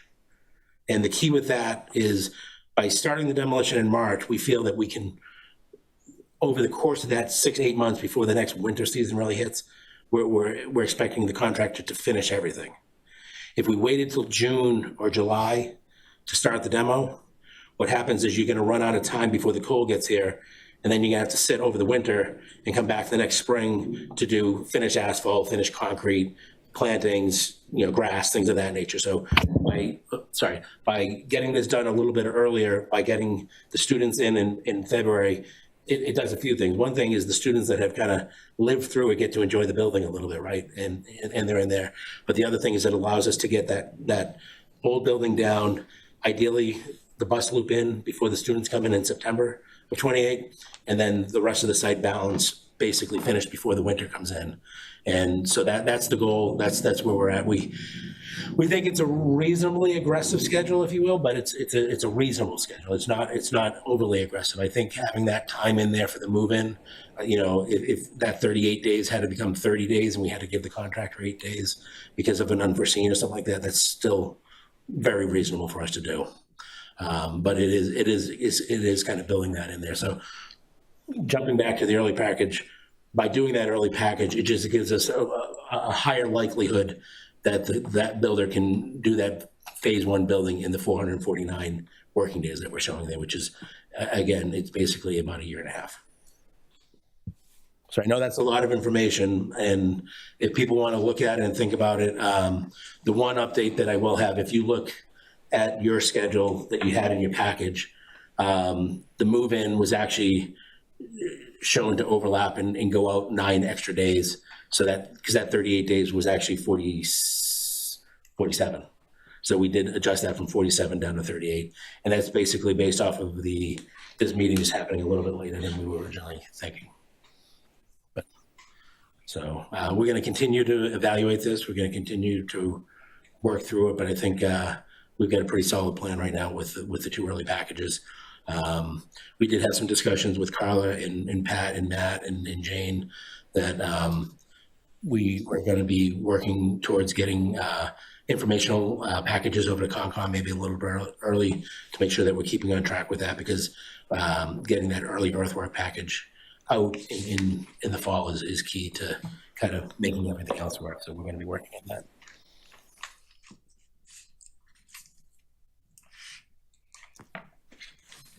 Any questions? We don't need a vote, right? No, just again, we're going to continue to monitor this, but this is really, I think this is the baseline. We can start,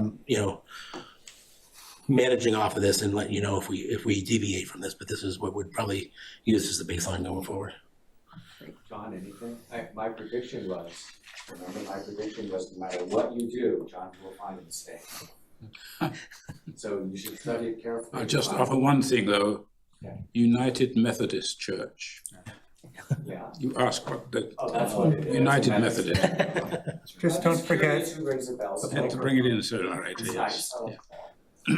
doesn't go all night, does it? Yes. It's gotta be green.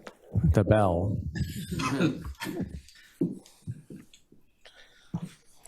Good, okay. We'll move on to the update that we have to send to MSBA. Yes, so I'm gonna actually flip to the This isn't in email. the packet. It will be sent out to everybody after. That is correct.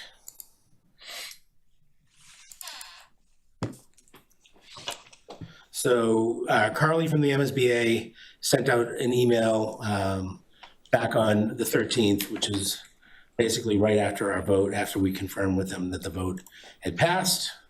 And they sent out what we call the project scope and budget agreement. So the project scope and budget agreement and the project funding agreement go hand in hand. We signed this document first. Once this document is finalized, then the funding agreement comes immediately behind it. So there's a number of attachments here. I'm going to go through 4 of them. The 5th one here, this is just a copy of legal certificate. Well, I'll go through all 5. I'll go through all 5 rather than, by the time I explain it, it will be, I'll have gone through the whole thing. So the first attachment we had in that is just the cover letter. This is just the notification informing us that they have forwarded the project scope and budget agreement, and basically telling us what we need to do to follow through with that. So Matt, you got this. I know you worked with legal counsel a little bit to review this already. Yeah, legal has it. I talked to her today about it. So what they're looking back from us is the signed original of the project scope and budget agreement, a signed copy of Exhibit A, and I'm going to show you each of these in a minute, a signed copy of the proposed schedule of alternates, and then the Exhibit H, which is the reimbursement, and then the legal certification, which is a separate document. So looking at each of those, project scope and budget agreement, again, this is an MSBA standard. This is right from their website. Basically, the only thing that they really change here is they fill in the district name and the project name and the ID number. We don't even fill in the date here. They're going to fill in the date there when they sign it. So we will be looking for a vote at the end to authorize the Matt to enter into this agreement. And if I scroll all the way to the very bottom here, again, this is all pretty standard documentation. I'd be happy to answer any questions that anybody has on it. But as we get to the very bottom, there's a spot here for Mary Piketty to sign on behalf of the MSBA. And there's a spot here for Matt to sign. So we'll have his signature, we'll have his name hand spelled out, and then his title hand spelled out. So that is the project scope and budget agreement. So that was this first item. The second item is one copy of the original Exhibit A total project budget. So everybody is probably getting familiar with this now. This is what I lovingly refer to as the 3011 form. So this is actually the detailed breakdown of all the budgets, and the detailed budget I showed you earlier tonight is in alignment with this. So if I look at legal fees as $100,000 here, it's $100,000 on our budget. Everything's in alignment. And we will be asking for a vote to authorize 4 signatures on this. So this is signed by the chair of the school building committee, the chief executive officer, which would be Matt, the superintendent of schools, and then the chair of the school committee. What's this document again, Mike? This is officially titled Exhibit A. I would probably, in a motion, say Exhibit A, the 3011 form.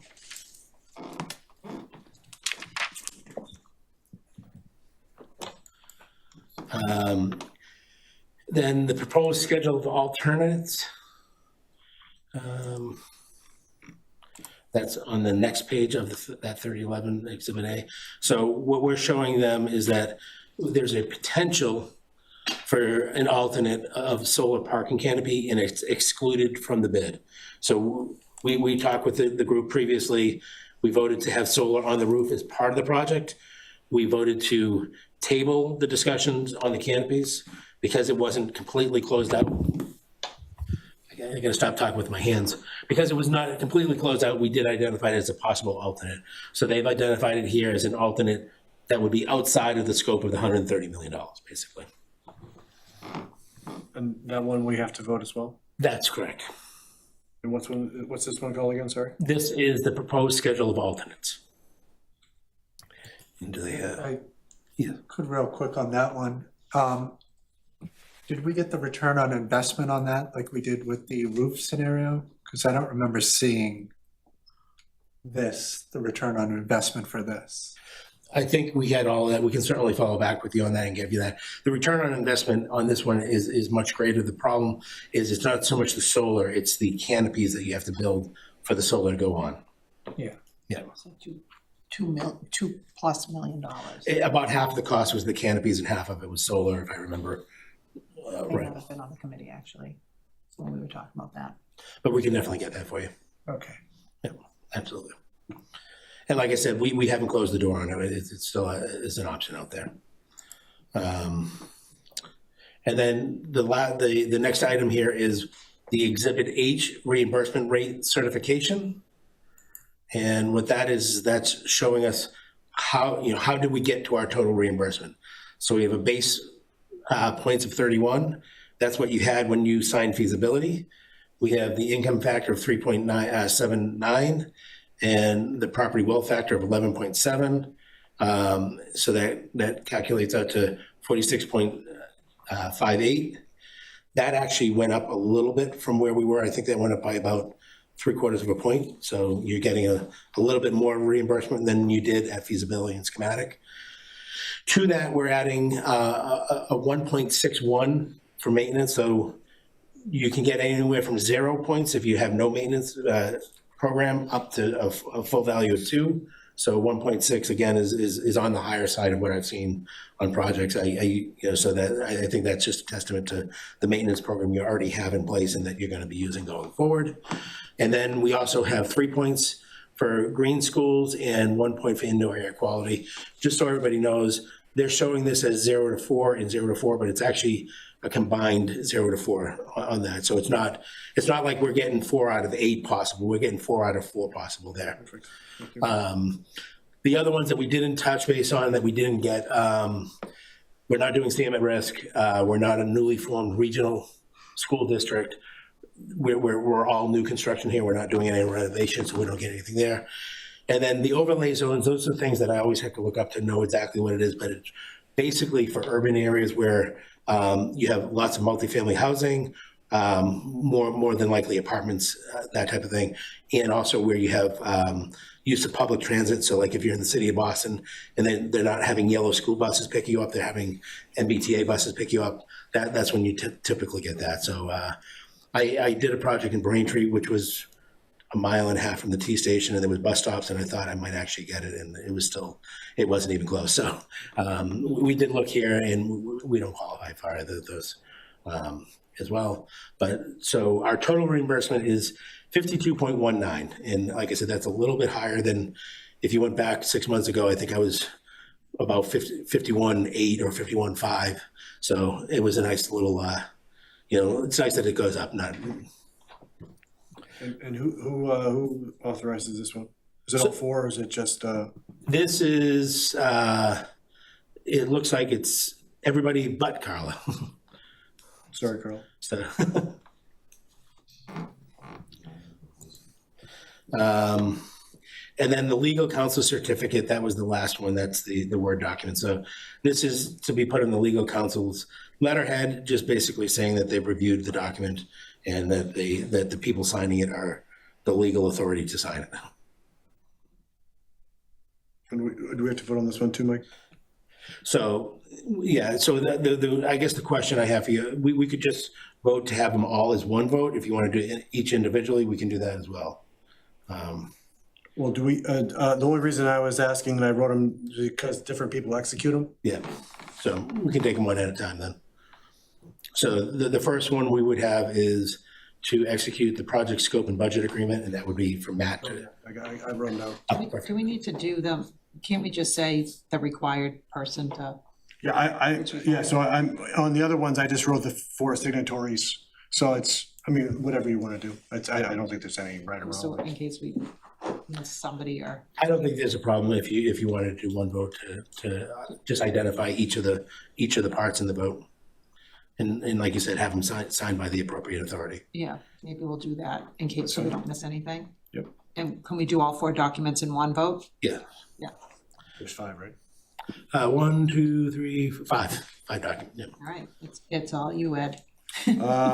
So vote to authorize appropriate signatories to execute project scope and budget agreement, Exhibit A, 3011 form, the proposed schedule of alternates, Exhibit A, reimbursement rate calculation, and the legal counsel certificate. So that was Exhibit H. H, what'd I say? A? Yeah. H, sorry, yep. Yep, you got it. I'll second. Seconded by Pat. Any discussion? Real quick. Yeah. Since none of this was in the packet, after they sign it, if it could go on the Killam website. Yeah. It will be sent to you tomorrow morning as well, so it can go right up. Yeah, it'll go into the document section. Yep. Absolutely. Seeing no discussion, we'll go to the vote. Pat? Yes. John? Yes. Chris? Yes. Ed? Yes. Greg? Yes. Nancy? Yes. And Carla? Yes. And that passes. Excellent. Thank you, Ed. Thank you, Mike. And LBA? Ooh.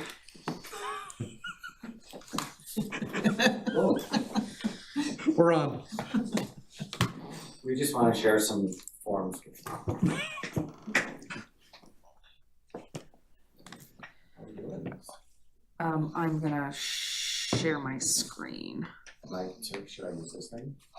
Do you wanna sit? No, actually, I'll stand. If you're talking, you should use that mic, so. But you can, if you prefer to sit, Lee, you can sit there, use that mic, and then I can advance them. You wanna move? I'm gonna use my hands. Just don't hit the mic like me. I'll just stand over here like this. Go 6 feet. I didn't know if you wanted one. Make it green. So this is your new system, is it? Yeah, if you hear yourself repeated, then people at home on Zoom can hear it. I think RCTV doesn't use that, Okay. but it's for Zoom, you need it. So right now, you probably can't hear me.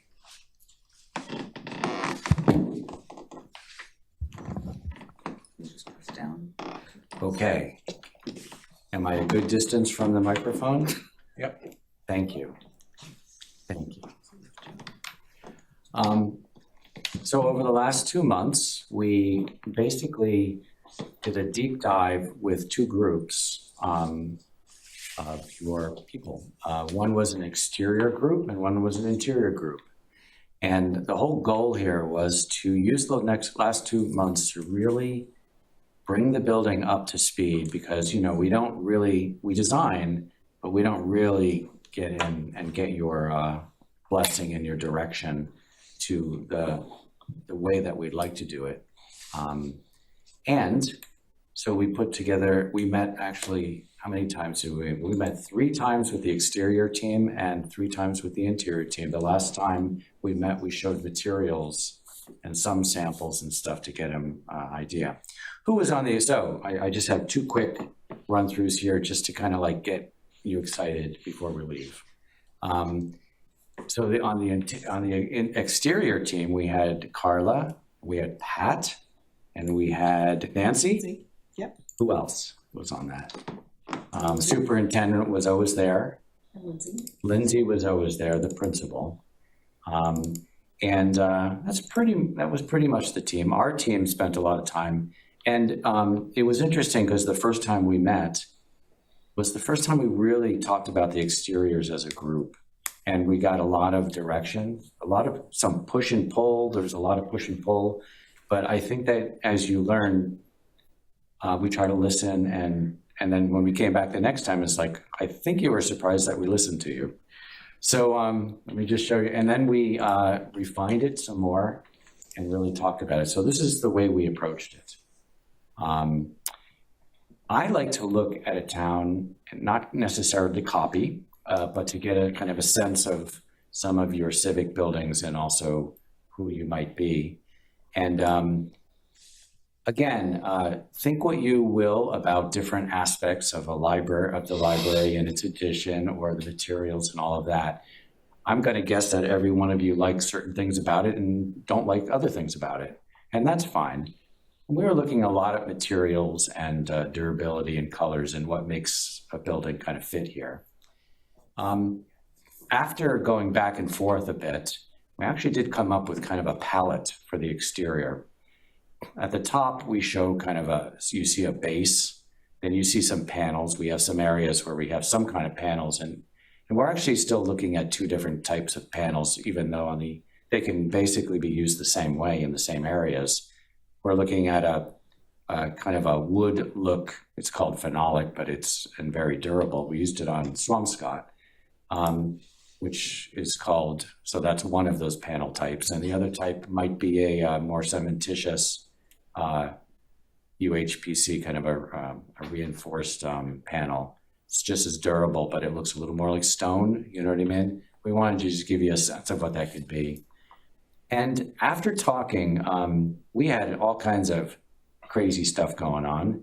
And we were asked to look at the base and the whole building for the most part as being masonry, as being brick. One of the things I do like about the library, this is kind of a zoom in, so any of you who don't think this way, this is how I think. The base of the library is actually very interesting. It's a darker brick, and when you go up to it, it's like its own little floor. And what I liked about it was it had all those little kind of like, it felt like its own little scale to it. And the biggest concern I've had from the beginning of this is how do we make the lower part of a 3-story building kind of feel to scale for the kids, for the smaller kids. And there's just something about it that got my attention. And so we ended up using a 2 different color brick, and you're going to see what that is. I think that it was very much consensus, and Nancy had a lot to do with it, I think, and others. So, and so if you, once again, if you look onto the left, you're actually going to see a school that we visited where there's kind of a darker purpley brick on the very bottom, and they used it in different areas like panel, and then they used the other kind of reddish or orangish brick. And we wanted to be a little bit playful for the kids, but you know, as you get closer, the brick has some variation to it. These are the latest elevations, and this is my kind of diagram where I like to look at something and go, okay, on the left is like the shared community. That's the that's where the gym is, if on the top drawing, and that's also where the cafeteria. And then there's a middle area which comes up the middle, you know, and that's where the shared stuff is, and that's the lobby. And then there's the student neighborhoods. And we have these bays that come off, and you see that big red line going along the first floor. I can't tell you how important it is, at least to me, to have a scale to this building where there's a lower level. And remember, the lower part of your building is the pre-K, so it's its own little world anyway. And so then the upper 2 stories are the raised elementary school. And then we have these bays. If you look where panels are, there's a lot less panel than we used to have, but we're using them for bays, projections, and at the cafetorium on the other side of the street, which you'll see in perspective. This is how I think I'm a very logical kind of person. Remember your site plan. So we're going to be showing you pictures from Charles Street side and all of that. And the way we did this was we would show these perspectives and say, what does it look like? And somebody would say, I don't like that. I don't like that. And that looks weird. And so from the front, from Charles Street, looking across the field and the playground, this is kind of where we settled. And the idea was to use that kind of purplish, darker, deep brick along the base. And when we get closer, you'll see what it's really like. but have it be the base and then there's some brickwork, and try to rely on brickwork and things like that, and not huge cantilevers everywhere and things. But you'll also see how the canopy kind of slides out of the underneath the gym, that space, that arcade area where people stay. One of the things that we notice is all the parents and the kids, they all wait outside, they all congregate, and so that's a really important aspect. And then you see the panels and the bays and things like that. It's a pretty straightforward building. We're trying to make something that feels nice. So here you are. I want to point out, so imagine you're just got dropped off and you're going, and there's that canopy. The underneath of the canopy is kind of a wood, because that's what they actually have now. You walk into Killam and they have wood ceilings, and the canopy comes out and grabs you because it's a little bit of an area, right? And says, come on in. And there's the gymnasium, and it has a scale to it, but it also has light that's bringing it, and that kind of connects to the arcade where people can wait outside the playground. And if you really look at the closest to you on the right, that's where you see the brickwork. So remember I was talking about that base at the library? You have that, see there's the granite looking large blocks at the bottom. And then the next is that darker brick. And then you see those bandings there that are actually just going in and out. And to me, that creates like this zone where the rest of the building's kind of floating on top of it. Do you know what I mean? And the shadow does it. And it also creates little panels for the kids, so it's a little different scale. And then we try to do things up above where there are puncture windows, but there's also brickwork. So we're trying to have enough detail there. And let me see. And then when you go around the other side of the building, you're on the other street. You see the bay on the left, you see the bay where the kindergarten classrooms come out. And in this particular case, we're kind of thinking of them as wood-looking panels, and they create a different scale. And in terms of a palette, you have the kind of the beige or the wood, you have the red brick, and you have the purpley darker brick. And then you have a lot of other kind of, and very simple, we explored colors and things like that, and people said, no, we don't want colors. And that was fine with us. And then from the other side, remember, this is a fairly large building. I'd like to think this building is very honest to what is happening behind it. In the distance, you have the school, and then you have kind of a little courtyard, and then you have the cafetorium. The cafeteria is kind of treated as a jewel with big windows to the street. It is set back quite a bit, thank you, John. And we will be working more and more from these drawings. You can see the edge of the street. We're going to be looking at walls and fences along that side to make it more protective. But then when you get to where the kitchen comes around, and we use that other color and handle it a little differently, it's not busy, but there's a certain balance and a little bit of a play to it. So when you're going down this long street, it breaks down in scale, both in form and in texture and color. And then this is actually the spot where, if you were looking straight on from that street, where there's the cafetorium right there, and then it's almost like a little courtyard. That's where the above you is like the art room, and that's actually the music room, and that's where it steps in on that side. And I think that's a really nice moment where you really see all the pieces. And I think it's a good palette because it's not overly boring, but it's actually very durable. And you're all around the entire building is that base. So any lawnmowers or snow blowers are going to whack into that. So that kind of durability is important to me anyway. And it's built. It doesn't have big parapets, and it's built pretty straightforwardly, like punctures. And that's what we did. This picture right here actually shows the option.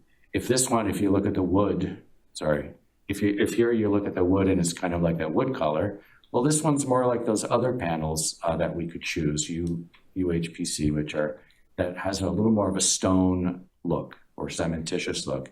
And in real life, those are modeled like each one can have a different texture. So we're still up in the air on that one. There are cost implications, and installation is fairly similar, except that one is done more, phenolics usually done more. But we're given that, or we're allowing that to kind of steep, and it'll come out in the estimates and it'll come out in the research. Does that sound right? So I wanted to show you this, and I hope that you like that, what we're seeing. And that's how far we got, but it's helping us tremendously. And then where's the next one? Just open it. Click, click, click, click. I wanted to show you the interior so on the exterior of a project like this, because it faces the public, we tend to end up a little more conservative, a little more straightforward, because you really don't want to offend anybody, and it's really for everybody. Once you walk in the building, it's a different world. And it still wants to be durable and cleanable. And I will tell you that the people who we did miss, who were on the committees, especially the interior, were the maintenance and facilities. Joe Huggan, they were there. We always demand that they be there for all this so they can say that material's good. So Ryan, our interior designer, broke down his vision for your interior of your school as kind of a neighborhood. A neighborhood for learning. And he had all these different things that he was looking at. And you remember the first floor, and on the bottom is where you walk, everybody walks in, and the green is all the pre-K and all the other stuff. Well, this is, if you were to come in through that big entrance, this is the front, and that's the lobby. It's hard to get a scale of a place like this when you look at the floor plans. You look at that lobby right there, go, oh, it's really huge, oh, it's really small. Well, the truth is, this is how big it is. And this is really the center of your school. There's light coming down from above. This is where we really want to get people's attention and give it a thought, a feeling. We have tile on the walls that are going all the way up through. They change color from orangey to greenish to bluish. So the floors are kind of like orangey, greenish, bluish. That's what kind of defines the grade neighborhoods. And that is going to show it like rain coming down in color. We picked certain panels for the stairs and stuff. We went a lot about being able to see through, but also not having the kids feel like they're going to fall. There was a lot of discussion about that. And here it is from another view, like that. And underneath the stair, then those of you who went to Swampscott's, what do you do underneath the stair? Well, there's got to be a lot of places for kids to sit and wait in clusters before and after school. And so this seemed really appropriate. It's very durable.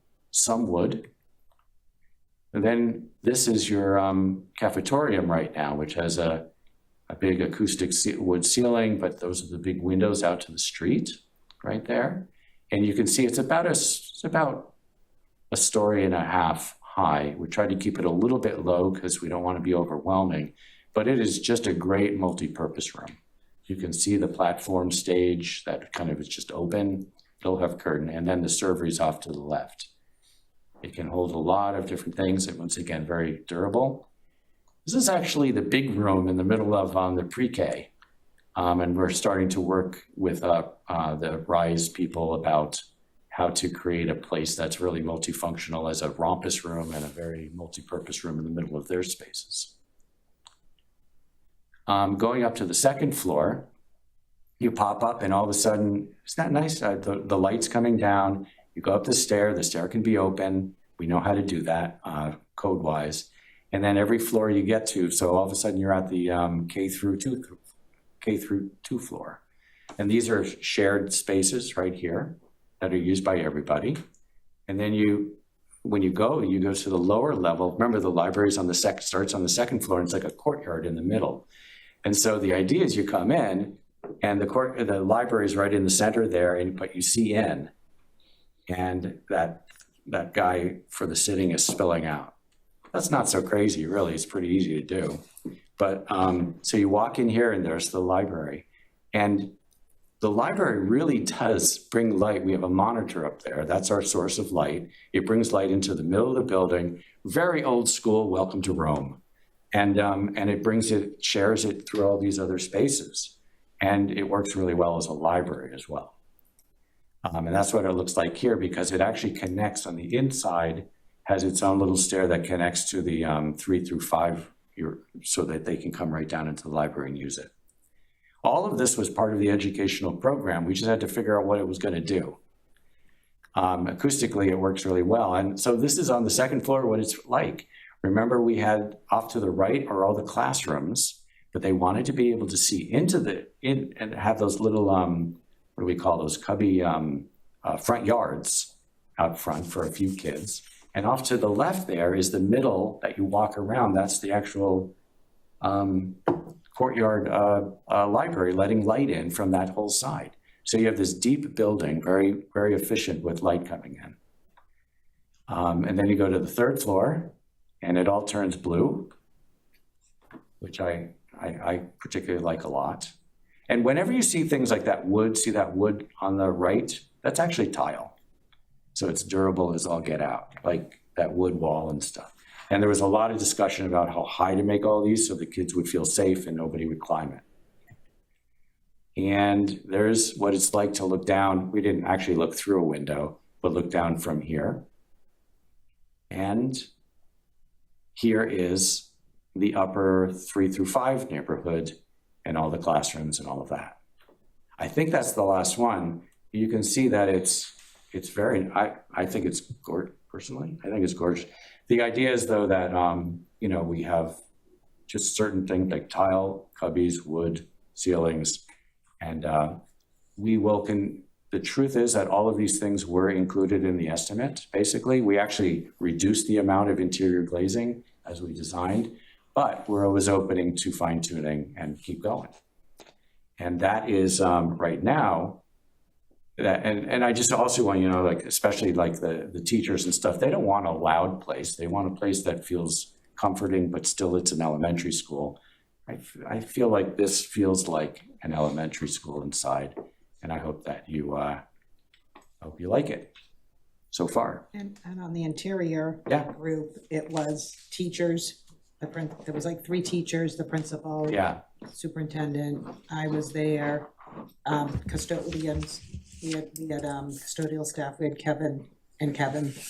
They're actually the ones who said, you know, we really like the idea of a mesh. That's worked really well for them at one of the schools. It's kind of perforated mesh. And I wouldn't do it at that particular mesh at like a high school. It's just, this is a little more playful. But they needed to be able to see the kids. They didn't want, we did it as a solid wall and they said, we can't see the kids, you could hide in there. And then we did it too open like glass and they're like, the kids are gonna freak out and it's dangerous. So we actually found something that I think is really durable and easy to clean, but also like appropriate for it. So I like, everybody gave really good, I hope you like so far what you've seen. And that's not final. It was just like a couple of iterations in. Yeah, but it got us really far on the plans and we're really moving along and really appreciate it. Cool? Yeah. That's it, that's all we got. I want to show you that, get you all excited. You guys made that happen. Carla, did you want me to go through the meetings? Yeah, if you could, just quickly, that would be great. Just so So- people are aware of what's happening. Carla asked me to go through, we've scheduled or are scheduling, I think it's like, current count is like 27 meetings with either the school, the district, the town, the fire department. So I'm gonna quickly, I think, go through them, kind of summarize what we're doing. And if there's anything that anyone, I think Carla, you said, if someone on the SBC wants to be involved in a particular meeting, then you should let us know. Yeah. So Like the bathroom meeting, when I was invited to that, I kind of felt like I hit the big time. bathrooms are a hot topic. We're I don't know looking why at. you looked at me, Carla. I don't It's know, just- that, I don't know, that's. I self-actualized at the bathroom. The number and the organization of the multi-user bathrooms. So these first group are all really architecture meetings, and they're with school staff, the educational leadership team, which we had set up in the first part of the design. That is Lindsay, Tom, Carla, a couple of teachers. They're programmatic. Yeah. We continue We're to looking at sweep over everything, make sure. plans, They will fit out, is this the right casework, the right location for the screen, all those things. We have 2 sustainability meetings. The first will be to look at a menu of energy conservation measures, and then we'll model those, the ones that are selected, and look at the results of the modeling. Talking with Carla, we talked about kind of having a little bit more slimmed down sustainability working group, which was a little bit unwieldy in its previous iteration. So the working group, as we discussed with Carla, is Joe and Kevin from facilities, Pat, Greg, Nancy, and John from the SBC. And remember, we're into more nitty-gritty now and trying to drive down the EUI and stuff. We already have an overall system that's being designed. There's all kinds of measures that can be taken to make this an even more efficient building and to talk about incentives and stuff. We have a meeting to review technology needs, so that is like classroom technology, screens and we don't do projectors anymore really, but screens and AV system, PA and clock. And then there's 3 meetings about touching on different aspects of security. So this first one, security and visual access, that's really about how you get into the building and what the physical security measures are as you come into the building, which we've already reviewed, but we're taking another pass. We've designed, advanced the design, and we'll kind of look at it in like actual 3D and talk through that process. The second one is looking more closely at security systems and IT. So what are the actual security systems related to security?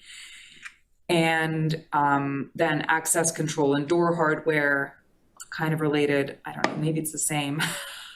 Access control. Yeah, I mean, it layers on top. Can you use the microphone? Because no, they can't hear you. Yeah, access control refers to the technology that's controlling the door. So like card readers and the video phone that you have at the front door. How would somebody get added to that section? Because I'd like to be part of the whole Say no more. technology-ish area. Yeah, I mean, Do obviously. you want to join all the security meetings or just the? Is it on Zoom or how are you doing them? It will all be on Zoom. Yeah, that's fine. Well, look at you. Well, you are technology. It is a very interesting and ever-ending thing. I mean, Pat's had to actually build this stuff. There's a lot of wires. Yeah. We'll have a meeting with the cafeteria folks, the nutrition director and the custodial director and facilities to basically review the kitchen, cafeteria, and back of house spaces, including loading, shipping, and receiving. Can you put Chris on the first The top one, yeah. Yeah, the first technology. This one, oh, technology. Thank you. Do you know Julian? I haven't met him. I've only known Kevin You at will. Town Hall here. You will. Okay. We have a couple of meetings with facilities. One is pretty narrow, just to review roof access and mechanical roof access. It's with both facilities, custodial, and fire, police department, optional. And then a meeting with facilities to review lighting, building management systems, HVAC systems, training, things like that. We will have a couple of meetings with the town. So one will be focusing on off-site improvements. Gosh, I wish I had that diagram up to show you what I'm talking about. That's okay. I don't think we need to get into it. But So, oh yeah, I see what you're saying. so basically the design team and within I don't know how to say this. Anything that's not on the property, within the property boundary, is considered like a separate thing. And we have to make a determination to what extent that work that's outside the property boundary, which includes these areas right up to the boundary, right, where we said we would add some on-street parking. will those be included as part of the construction project? If so, how far? Because we had looked at doing parking all the way down Charles Streets to both intersections. So that's a question that we need to look at. And then kind of what is the extent of the off-site improvements the traffic engineer had recommended? You know, some other improvements like a school zone signs and you know, new pedestrian crossings and a few things like that. So In short, we're trying to figure out with GPI, who's the traffic person who does this for a lot of towns, and they're on our team. But on the site, we have the civil. We don't need the civil to do all that outside stuff, and we're finding a way for them to just do all that stuff really straightforwardly, like they did at Swampscott. And we want to give you a plan for that, so that it's safe to get, and you know, all those things we talked about. and we need to engage the planning department more in that discussion because we've kept them updated, but we haven't kind of brought them into the fold. So they need to come into the fold now of that process. Under town departments and fire department, Yeah. should Jane be on those too? Sure, yeah, good idea. And then we have a town departmental meeting where we'll invite, feels like almost every town department, but probably have a few more, with planning, fire, police, DPW, town engineer, AHJ means the building inspector, and Carla and Jane currently. And I think that, do we have mechanical for the engineering, or is that just civil? It's just civil. I think it's just civil. Yeah, okay, yeah, they did all that. So that's a pretty broad meeting to just review where we're at and get input. We'll have a detailed agenda that our civil And engineer. just to know, we have met with all of them like this. We're just showing you what we do. We'll meet also separately with the fire department, just because we have more details to review with them. We need to review the fire alarm and fire protection, which means the sprinkler design, and also what we talked about earlier, like what's the approach to shelter in place? Do we want to continue with what we talked about earlier, to have a generator at the Killam, or would the better strategy for the town be to just do it at one place, either the Recal or at the Killam? Perfect, so I can take that off my list, the generator? No, wait. There's gonna be a generator regardless. No, the shelter in place situation. We're gonna talk That's about gonna it. be part of the discussion. Yes, we're going to ask them directly. Okay, so I can, okay, And then we will have 2 landscape and site design meetings. One is more to focus on the playground design direction, and one is more with town departments. So we'll have the tree warden and the rec department and PE to review, you know, what their input and their needs. And then we need to talk more with the comms group once we get the comms group back in place, but we have a kind of a plan for having a butters meeting and just continuing the engagement with abutters. And we want to effectively try to identify which abutters are potentially have the most concerns and like be able to continue to engage with them. And then furniture is a bit on a slower track, so we'll have a kickoff for furniture planning in August and then start furniture programming in September. on the site meetings. My only concern is when we go out to other groups and they say, oh yeah, we want this.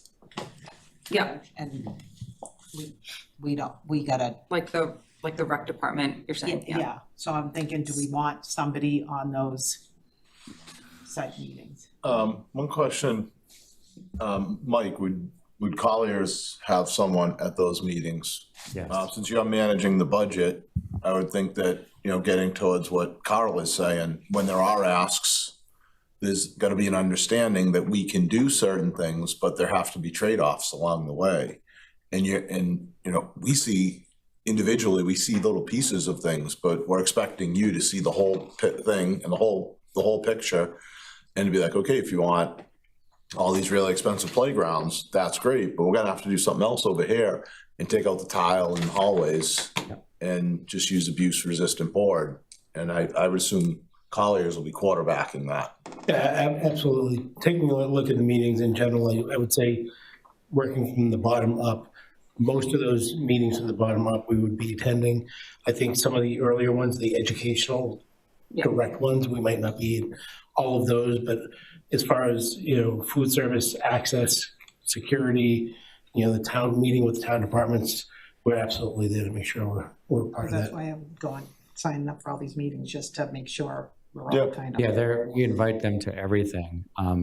I will say that some of the more interesting places where scope can change, like we can hold people to their scope, you know what I mean, like landscape and stuff.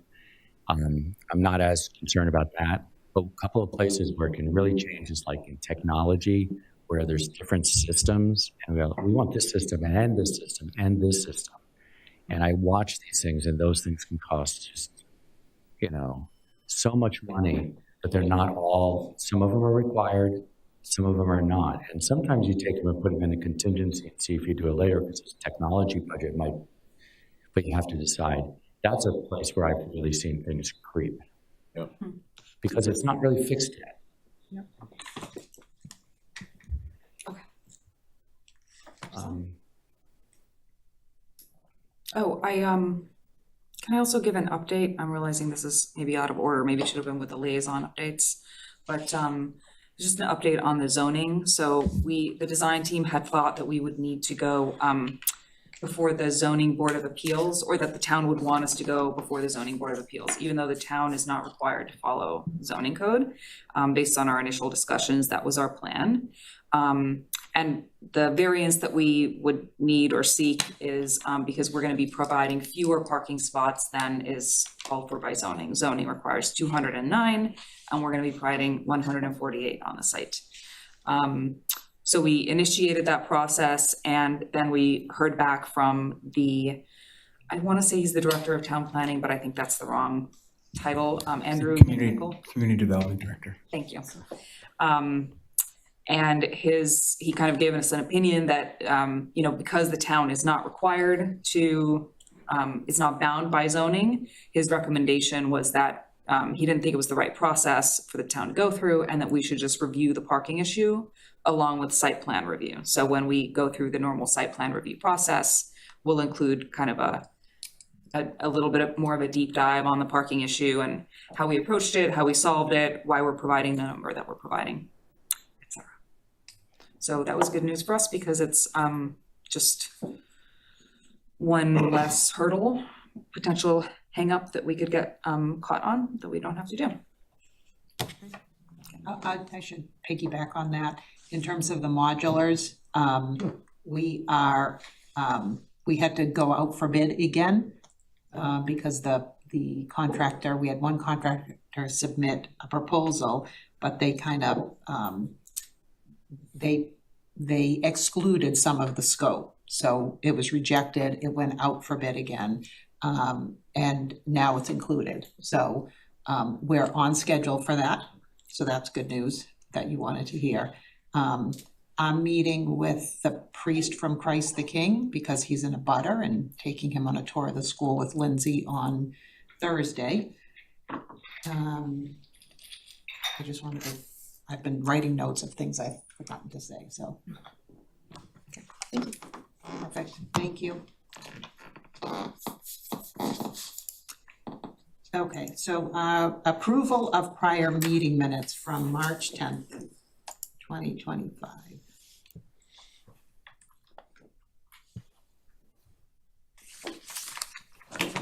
To approve meeting minutes from March 10th, 2025.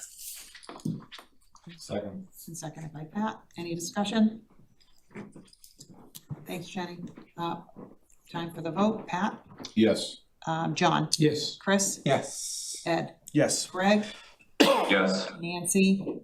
Yes. And Carla? Yes, and that passes. Thank you. And then future agenda items and next meeting date. So we had spoke about, Matt kind of proposed to do a once a month meeting on the second Monday. And then we would do our XLT meetings on the first Monday of each month, 7 o'clock, just so because the permanent building committee has to kind of manage with both projects. Josh We, will, we don't care about that. yeah, I know. Some of us do. Speaking for the contingency that doesn't. Yeah. Well, that sounds good. Who's on both? The 5 permanent buildings, Yeah. so one, No, no, not me. one, Yeah. 2, Greg, Nancy, and Kirk. They're on both. They get paid the big bucks, that's why. We get 2 checks for $0. It's twice as much as me. And Josh will send out placeholders so we can get it just into your schedules. So what's that make next one? 7/14. Yeah, we did this, we didn't follow the rules for this one because we wanted Oh, no, to get yeah, these no, no, contracts done. So the next meeting will be July, in other words, you're saying? July 14th. Okay. And just on the agenda items, maybe 2 items that we're gonna be talking about. One is the potential for a discussion on move management. On what move? Move management. Yeah. So there was a discussion about whether we do it with in-house people, with the OPM or the design team or both, or if we do it with an outside move manager. We're gonna talk more general ideas about how we can get moving companies and things like that. So we'll have a little bit more of a robust discussion on that, just so people have that. And That's the right, I mean, is that like, are we, for like move management, which is at the end? at the very end of the project. But like, this is a good time to start to like scope that out now, or is that like, or was there ever a good time, I guess? I'm just curious. So I think the idea is that we will, I think the plan would be to talk it out a little bit at the next meeting, because we're not in a rush. Okay, gotcha. Talking about it, if we're ready at that point to say, yes, we want the OPM to do it, or yes, we want to go to a third party, can we get an RFP done, where, that kind of thing. That's what we want to do, is just start that conversation. We have plenty of time to manage it. To be honest, even if we went out and say by the, early fall had a move manager, they might not be coming on for quite some time, but it's just an understanding of getting them in there, getting them with the teachers. The one thing I think that we can always start to do early with mood management is have the discussion with the teachers and the staff about culling things, as you're going through.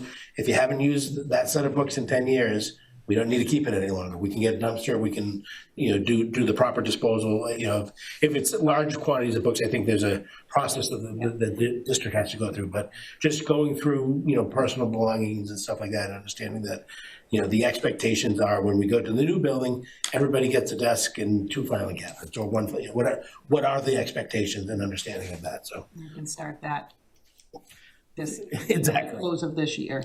And It's something that, Jane has been asking about because she's trying to figure out too, what other responsibilities that we need to be tracking if we have to do things as a district. Right, no, I was just more curious, and not that it's analogous at all, but like, if you identify someone, if it's a third party super early, are you now like worried about like what happens if they back out? Things of that nature, like in having contingencies. I just was more thinking about it in that context. Yeah, we can certainly talk about that. And there's certain things that we're gonna do just as part of our contract anyway.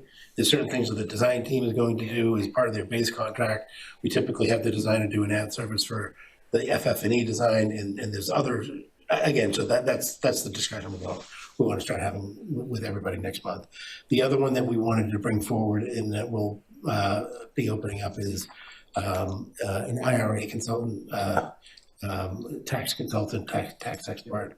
So Jenny and her team have provided us a couple of names.